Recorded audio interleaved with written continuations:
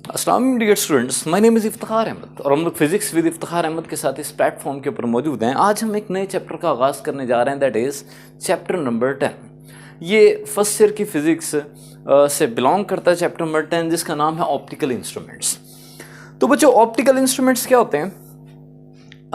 वो इंस्ट्रूमेंट्स जो रोशनी की रिफ्लेक्शन या रिफ्रैक्शन के ऊपर बेस करते हैं उनको कहा जाता है ऑप्टिकल इंस्ट्रूमेंट। मिसाल के तौर पे आप लोग सुबह सवेरे जब कॉलेज जाते हैं तो आप अपना चेहरा देखते हैं ड्रेसिंग टेबल के मिरर में। तो वो जो ड्रेसिंग टेबल का मिरर है वो लाइट की रिफ्लेक्शन के ऊपर बेस करता है, लाइट की रिफ्लेक्शन के प्रोसेस को इस्तेमाल करते हुए वो इमेज बनाता है। तो वो भी एक ऑप्टिकल इंस्ट्रूमेंट है। अगर आप किसी दूर के ऑब्जेक्ट को देखना चाहते हैं, आप टेलीस्कोप का इस्तेमाल करते हैं। टेलीस्कोप रोशनी की रिफ्रैक्शन के ऊपर काम करती है, वो भी ऑप्टिकल इंस्ट्रूमेंट है।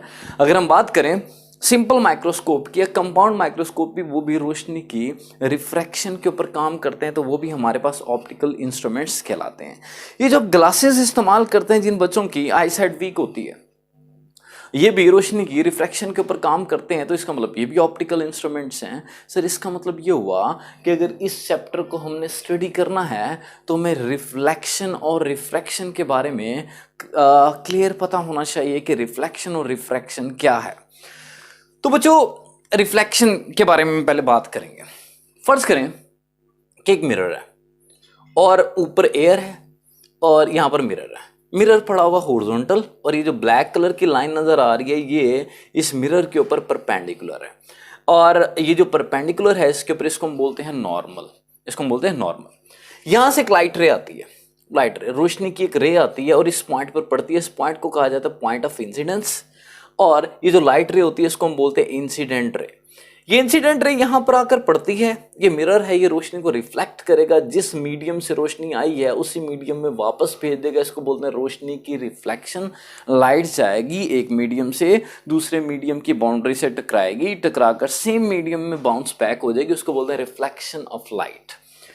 तो बच्चों, यहाँ से लाइट गई, टकराई और इधर को चली गई, इसको बोलते हैं इंसिडेंट रे और इसको बोलते हैं रिफ्लेक्टेड रे।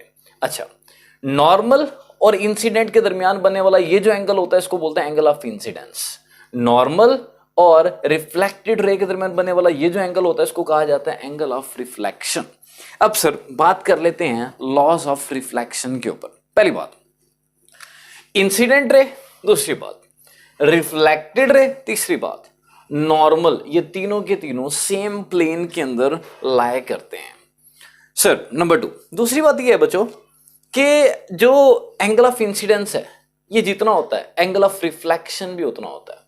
सर, मिसाल के तौर पे अगर लाइट रे जो है नॉर्मल के साथ 30 डिग्री के एंगल के ऊपर इंसिडेंट हुई है तो वो रिफ्लेक्ट भी 30 पर होगी।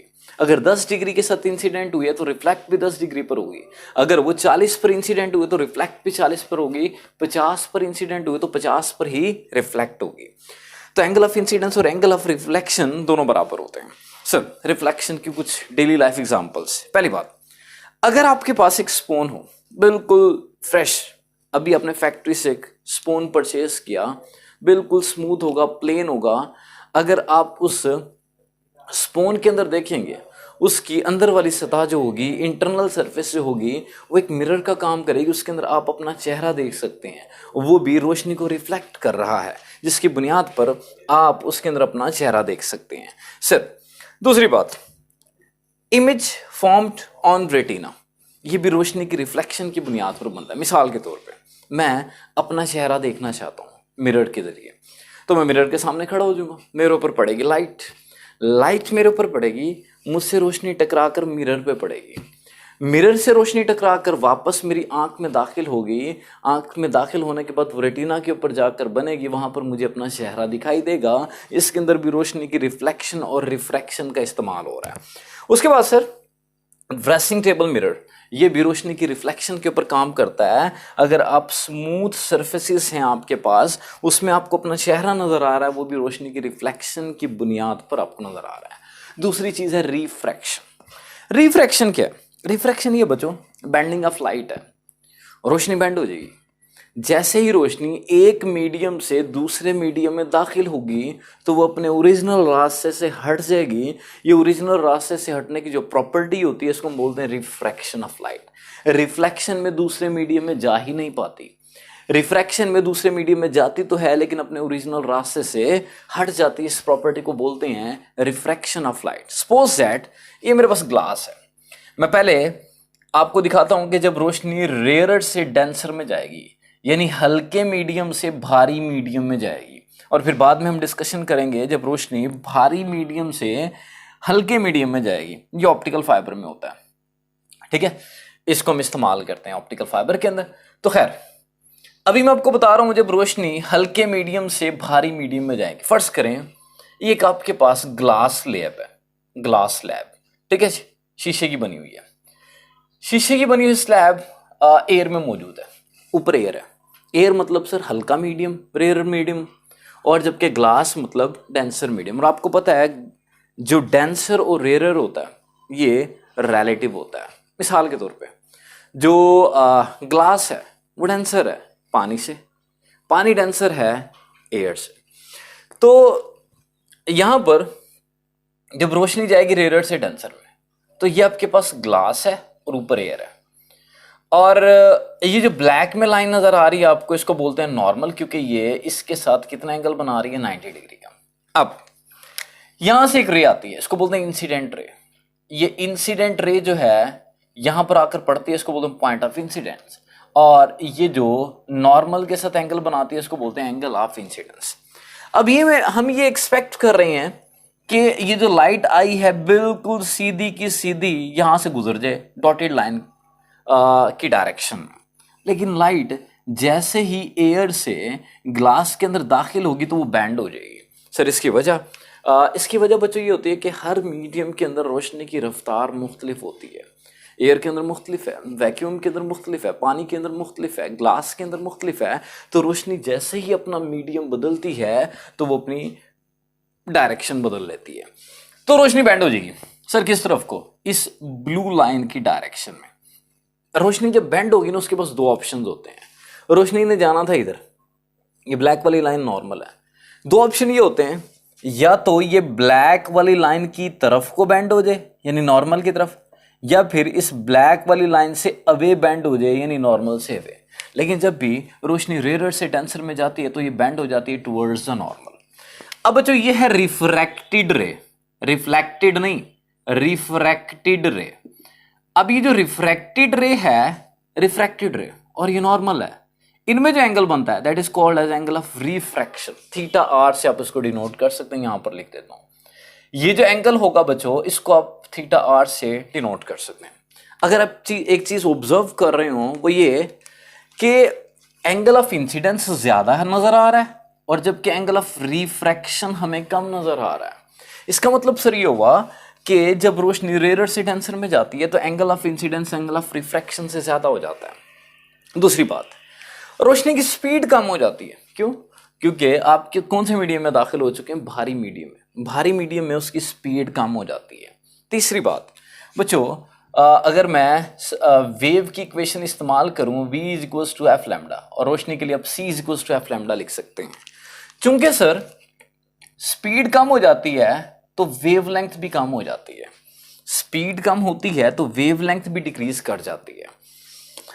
अगली बात सर, व्हाट अबाउट फ्रीक्वेंसी? बच्चों एक बात दिमाग में बिठा लो आप, जब भी फ्रीक्वेंसी की बात करते हैं तो रिफ्रैक्शन के नतीजे में फ्रीक्वेंसी में कोई तब्दीली नहीं आती। सर क्यों नहीं आती? इसको मैं मैथमेटिक्स की लैंग्वेज में आपको बता देता हूं। बच्चों फ्रीक्वेंसी होती है आपके पास स्पीड ओवर आप कह लें वेवलेंथ। अब स्पीड कम होगी, फर्ज करें स्पीड रह गई हाफ, पहले c थी अब रह गई 1/2 ऑफ c, तो वेवलेंथ भी तो 1/2 ऑफ c हो जाएगी, यानी ये दोनों कैंसिल हो जाएंगे। वेवलेंथ भी पहली वाली वेवलेंथ का हाफ हो जाएगी, तो ये हाफ हाफ से कैंसिल हो जाएगा, फ्रीक्वेंसी बराबर आ जाएगी c ओवर लैम्डा। फ्रीक्वेंसी में कोई तब्दीली नहीं आएगी। क्यों सर? क्योंकि जिस रेशो से स्पीड कम होगी उसी रेशो से वेवलेंथ कम हो जाएगी। तो अगर ये 2 टाइम्स कम हो रही है, ये भी 2 टाइम्स कम हो जाएगी, कैंसिल हो जाएगा, तो हमारे पास फ्रीक्वेंसी में कोई बदलाव नहीं आएगा। अगली बात सर ये बताएं, जब रोशनी डेंसर से रेयरर में जाती है तो क्या सूरत हाल होती है? इसके लिए मैंने सपोज किया मेरे पास ये वही ग्लास है, ग्लास मतलब डेंसर मीडियम, और ऊपर मेरे पास एयर है, एयर मतलब sir rarer medium, rarer medium, ठीक है जी। तो अब रोशनी को मैं भेजूंगा ग्लास से एयर में, तो जब मैं रोशनी को यहां से भेजूंगा, ये ब्लू वाली लाइन जो है ये आपके पास कहलाएगी इंसिडेंट रे, ये है इंसिडेंट रे, और जबकि ये जो ब्लू वाली वर्टिकल लाइन नजर आ रही है ये नॉर्मल है, ये नॉर्मल है। और इंसिडेंट रे और नॉर्मल में जो एंगल बनता है उसको बोलते हैं एंगल ऑफ इंसिडेंस। हम एक्सपेक्ट ये कर रहे हैं कि रोशनी जब यहां से ग्लास से एयर में दाखिल होगी तो उसका रास्ता ये होगा, हमारी एक्सपेक्टेशंस ये हैं। लेकिन जैसे ही रोशनी बाहर निकली वो बैंड हो गई, किस तरफ को, ये नॉर्मल था, ये जो ब्लू वाली लाइन ये वाली आपको नजर आ रही है। रोशनी हम एक्सपेक्ट कर रहे थे रोशनी इधर जाएगी, लेकिन वो बैंड हो जाएगी। क्यों सर? क्योंकि हर मीडियम में रोशनी की रफ्तार मुख्तलिफ है। उसके पास दो ऑप्शंस हैं, ये तो नॉर्मल की तरफ को बैंड हो जाए या नॉर्मल से अवे बैंड हो जाए। लेकिन सर अब वो डेंसर से रेयरर में जा रही है तो नॉर्मल से अवे बैंड हो जाएगी। इसको बोलते हैं रिफ्रैक्टेड रे, रिफ्रैक्टेड रे, ठीक है बच्चों, ये कहलाती है रिफ्रैक्टिव, रिफ्रैक्टेड रे।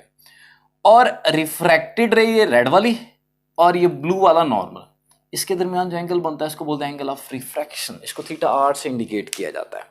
तो अगर आप इस चीज यहां पर एक चीज ऑब्जर्व कर रहे हो तो वो ये कि अब एंगल ऑफ रिफ्रैक्शन ज्यादा है और एंगल ऑफ इंसिडेंस कम है। तो मैं लिख सकता हूं theta r is greater than theta, ये मैंने ऊपर लिखा हुआ है। रिफ्रैक्शन के नतीजे में रोशनी बेंड होती है अवे फ्रॉम द नॉर्मल और थीटा आर जो है वो थीटा आई से ज्यादा होता है।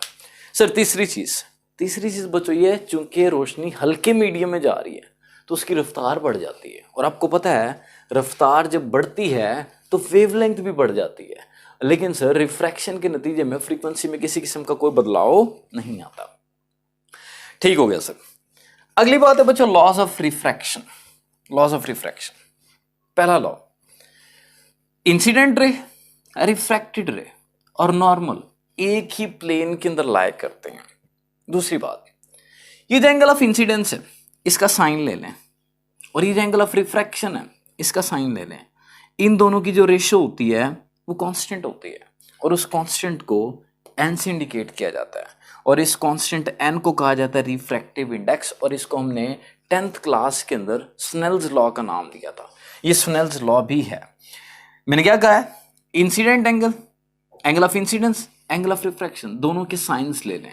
दोनों के साइंस की रेशो हमेशा कांस्टेंट आएगी, और उस कांस्टेंट को n से इंडिकेट किया जाता है। इस कांस्टेंट को रिफ्रैक्टिव इंडेक्स कहा जाता है, और इस लॉ को हम लोग स्नेल्स लॉ का नाम भी देते हैं। और रिफ्रैक्टिव इंडेक्स का एक और फॉर्मूला भी था C/V। रिफ्रैक्टिव इंडेक्स असल में रेशो होती है। एक और फॉर्मूला ये था, speed of light in vacuum to the speed of light in medium. मिसाल के तौर पे अगर आप ग्लास के अंदर ग्लास का रिफ्रैक्टिव इंडेक्स निकालना चाहते हैं तो आप एक काम करेंगे, ऊपर स्पीड ऑफ लाइट लिखेंगे वैक्यूम में जो कि 3 × 10⁸ होती है, नीचे भी स्पीड ऑफ लाइट लिखेंगे लेकिन ग्लास में जो कि 2 × 10⁸ होती है। इसको इसे डिवाइड करेंगे तो रिफ्रैक्टिव इंडेक्स आपको ग्लास का पता चल जाएगा। सर रिफ्रैक्टिव इंडेक्स बताता क्या? बच्चों रिफ्रैक्टिव इंडेक्स आपको बताता है कि किसी भी मीडियम की रोशनी को बेंड करने की सलाहियत कितनी है। अगर वो रोशनी को ज़्यादा बेंड करता है तो इसका मतलब उसका रिफ्रैक्टिव इंडेक्स ज़्यादा है। अगर रोशनी को कम बेंड करता है तो उसका रिफ्रैक्टिव इंडेक्स कम है। बेंड करने का मतलब उसको उसके ओरिजिनल रास्ते से हटाना है। सर एग्जांपल्स दे दें ज़रा रिफ्रैक्शन की। मुझे फ़र्ज़ करें आप क्लासरूम में मौजूद हैं और मैं आप लोगों की क्लासरूम के के अंदर मौजूद हूँ। बाहर से आप लोगों के जो कोऑर्डिनेटर हजरात हैं वो आते हैं और वो बाहर से खड़े होकर आप लोगों को ऑब्जर्व करते हैं। वो जो दरवाज़ा है उसके अंदर एक जो है वो ग्लास लगा हुआ, शीशा। अब वो आपको उस ग्लास के थ्रू देख रहे हैं, तो ग्लास के थ्रू जो वो देख रहे हैं तो वो रिफ्रैक्शन के थ्रू देख रहे हैं। इसी तरह पानी के अंदर एक ऑब्जेक्ट पड़ा हुआ है, पानी के अंदर एक ऑब्जेक्ट पड़ा हुआ है और हम पानी के ऊपर से देख रहे हैं, हमें ऑब्जेक्ट पानी के अंदर से नज़र आ रहा है, वो भी रोशनी की रिफ्रैक्शन की बुनियाद पर नज़र आ रहा है। अच्छा, मेरी आँख में जो रोशनी जाती है तो मेरी आँख का जो लेंस है वो रोशनी को रिफ्रैक्ट करता है। इसी तरह जो आप लोग ग्लासेस लगाते हैं वो भी रोशनी की रिफ्रैक्शन के ऊपर काम करते हैं। तो बच्चों ये लेक्चर अच्छे से समझ लीजिएगा, बेसिक कॉन्सेप्ट्स हैं, आपको इस चैप्टर के अंदर नहीं मिलेंगे ये, लेकिन इस चैप्टर के अंदर बार बार इस्तेमाल हो रहे होंगे, इसलिए आप इनको अच्छे से अंडरस्टैंड करने की कोशिश करेंगे। और अगर आप लोगों ने अभी तक मेरा चैनल सब्सक्राइब नहीं किया तो मेरा चैनल सब्सक्राइब कीजिए और घंटी के बटन को प्रेस कीजिए ताकि आपको आने वाली तमाम वीडियोस मिलते रहें। Thank you so much. अल्लाह हाफिज़।